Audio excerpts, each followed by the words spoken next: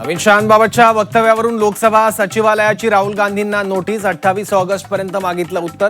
नोटीसवरून विरोधकांची सत्ताधाऱ्यांवर टीका. गोपीनाथ मुंडे काँग्रेसमध्ये असते तर त्यांचे प्राण वाचले असते, संजय राऊतांचा खळबळजनक दावा. मुंडेंना साईडलाईन करण्याचा प्रयत्न झाला, वडेट्टीवारांचा दावा. गोपीनाथ मुंडे आमच्यासोबत आले असते तर 2014ला आम्ही निवडून आलो असतो, पृथ्वीराज चव्हाणांची प्रतिक्रिया.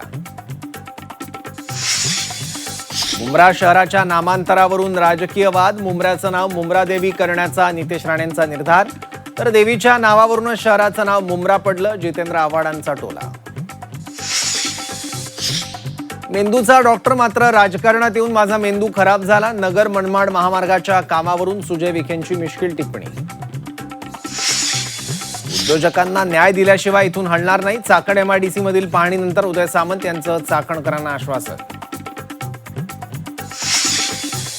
नाशिकच्या शिवसेना UBTच्या उद्याच्या मोर्चाची रणनीती ठरली. खासदार संजय राऊतांकडून आज खड्ड्यांची पाहणी. धमक्या देणाऱ्या अधिकाऱ्यांच्या घरात घुसणार, राऊतांचा इशारा.